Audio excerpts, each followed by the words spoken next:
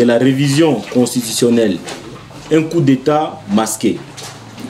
Le mouvement citoyen Filimbi suit avec une vigilance accrue les débats autour d'éventuelles révisions ou modifications de la Constitution initiées par les partisans du pouvoir, dont le secrétaire général de l'IDPS et le président de la République, Félix Tshisekedi.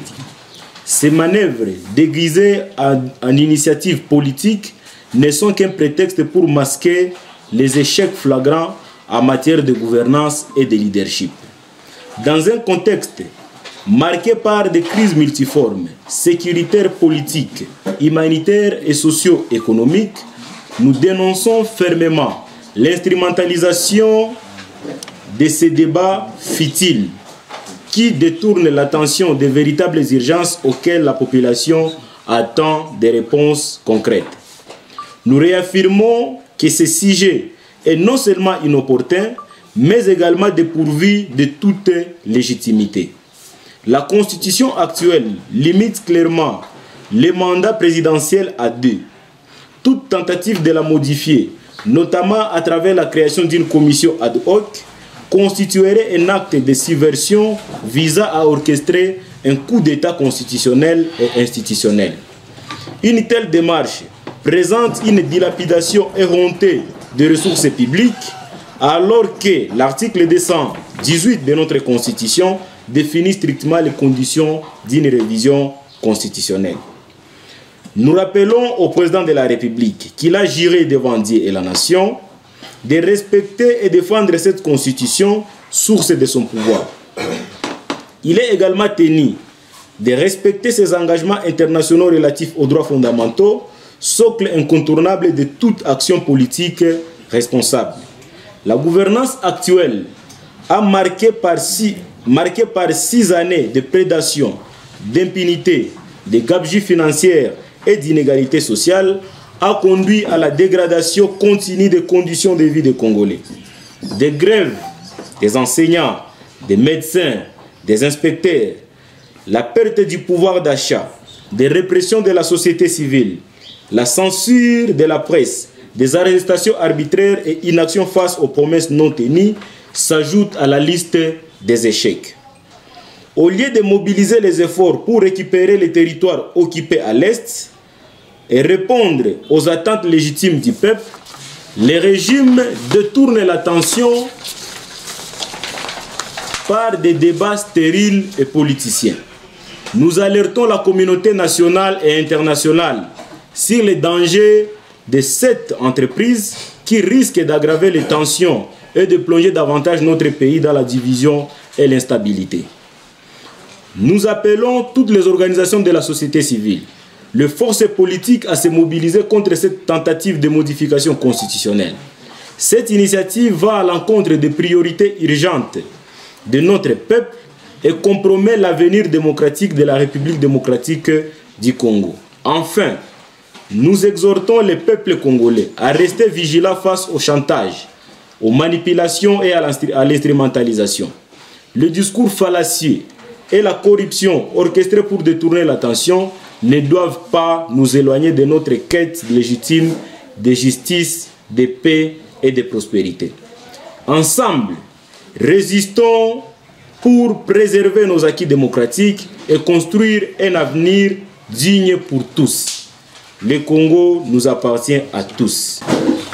La première question, c'est concernant Filimbi fait cette activité en solo. Je présume que c'est ça la question. Au fait, Filimbi, en tant que mouvement citoyen, jouit de son indépendance et de son autonomie de gestion, au-delà de toutes des alliances que nous pourrions conclure avec les organisations de la société civile, des partis politiques, des personnalités politiques ou des personnalités influentes, Filimbi, à son niveau, estime que c'est d'abord nécessaire de laisser la liberté pour chaque organisation de se définir son combat et de ses stratégies.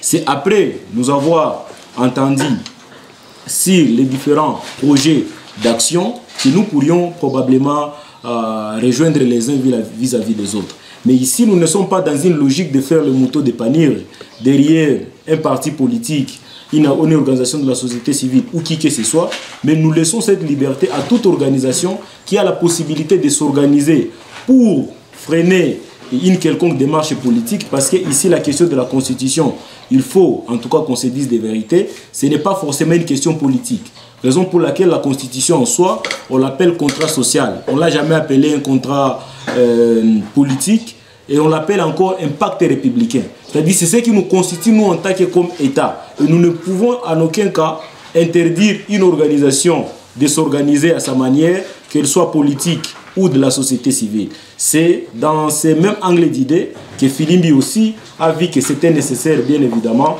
d'organiser son point de presse. Et si ce point de presse pourrait rencontrer les ententes des autres organisations de la société civile ou des partis politiques, en tout cas, nous n'excluons pas une quelconque hypothèse de nous mettre en alliance avec d'autres organisations en fait d'agir pour barrer la route à tous ceux-là qui veulent en tout cas concocter un coup d'État constitutionnel et troubler l'ordre démocratique dans notre pays. Le mandat du président de la République. Nous pensons très clairement que la manœuvre dans laquelle le président Tshisekedi s'est lancé, c'est véritablement une tentative de coup d'État constitutionnel pour prolonger son mandat. Parce que lorsque vous lisez l'article 218 de la Constitution, nulle part il est écrit qu'une commission doit être mise en place pour une quelconque révision de la Constitution.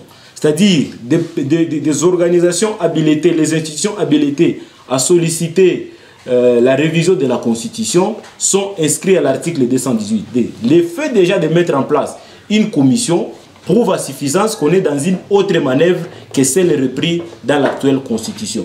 Raison pour laquelle nous commençons déjà à lancer des alertes auprès de toutes les organisations acquises à la démocratie, de pouvoir déjà commencer à développer les stratégies pour barrer cette manœuvre du président Tshisekedi, parce que s'il était dans la logique, bien évidemment, de ne pas vouloir torpiller la Constitution, principalement les articles verrouillés, en tout cas, il n'aurait pas jusqu'à créer une commission qui pourrait mettre en place en vue de discuter ou d'échanger sur les éventuelles révisions constitutionnelles. Et pourtant, l'article 218 est clair. Cela devrait être sa manœuvre personnelle, son initiative en tant que président de la République, institution, le Parlement ou le gouvernement à travers les conseils, les 3/4 des membres du Conseil des ministres, mais également les initiatives de pétition de la population. Vous remarquerez que dans toutes ces 4 démarches, le président de la République a choisi d'y ajouter une 5e qui est anticonstitutionnelle et qui n'a aucun soubassement juridique. Tshisekedi, s'il changeait la Constitution, moi je pense que ça sera... Non, d'abord la question... Au fait, Filimbi, c'est une organisation qui prône également la liberté. Et cette invitation, je pense qu'elle a été lancée à tout le monde, à tout celui qui voudrait participer à cette activité. Malheureusement, nous saluons la présence des partis politiques de l'opposition, bien que celles de la majorité, on ne les avait pas refusés à venir y participer. Mais comme des Congolais, ils ont aussi le droit de réfléchir, d'être pour ou contre, et de ne pas les contraindre à venir participer à une activité qui peut-être ne rencontre pas leurs attentes. Donc à ce point-là, nous ne sommes pas forcément en alliance avec les partis politiques, d'autant plus que nos objectifs sont totalement divergents. Mais pour une question d'unité qui pourrait nous réunir pour sauver la République, en tout cas nous sommes prêts à faire des alliances qui soient avec des partis de l'opposition comme de la majorité. D'ici janvier 2025, le président de la République mettra en place une commission. Comme je venais de le dire, c'est déjà une manœuvre qui a de mauvais augures. Parce que, au-delà de toutes les urgences, les priorités que nous avons dans notre pays, nous ne voyons pas pourquoi le président de la République, qui d'ailleurs avait dit que c'était une question non urgente pour lui et non prioritaire, mais qu'il a fait la une dans toutes ses tournées, ça prouve à suffisance que c'est quelqu'un qui y tient véritablement. Parce que si seulement si ça ne pouvait pas être sa priorité, ça ne ferait pas non plus débat aujourd'hui. Et nous, en tant que Filimbi, nous nous sommes dit, le président Tshisekedi a fait preuve d'une véritable inconscience, d'une part, de l'autre côté, une certaine insouciance vis-à-vis de la population congolaise, et nous l'avions observé parce que nous on savait que c'était son deuxième et dernier mandat. Mais vu qu'il veut toucher même sur l'âme de la nation, qui est la Constitution, Et de là, en tout cas, nous nous mobiliserons. Au-delà de toutes les déclarations politiques, médiatiques, nous ferons en tout cas en sorte que nous puissions freiner cette manœuvre à travers des différentes manifestations. Comme nous avions bloqué le président Kabila, qui d'ailleurs fut militaire, nous ne voyons pas non plus si Tshisekedi pourrait faire face au peuple congolais. Parce que c'est sur cette même constitution qu'il a tiré sa légitimité. Et si aujourd'hui il changeait la constitution, c'est-à-dire même sa légitimité sera mise en cause, et nous pensons que nous serons dans une situation, en tout cas de turbulence, où il n'y aura pas de président, il n'y aura pas de député, il n'y aura qui que ce soit, et nous imaginons tous les scénarios qui pourraient se reproduire en RDC. Donc tout ce que nous faisons, c'est la crainte de plonger les pays à nouveau dans un cycle de violence, dans une crise institutionnelle qui ne dira pas son nom, et nous sommes en train d'interpeller le président Tshisekedi pour qu'il cesse d'écouter les bruits des sirènes.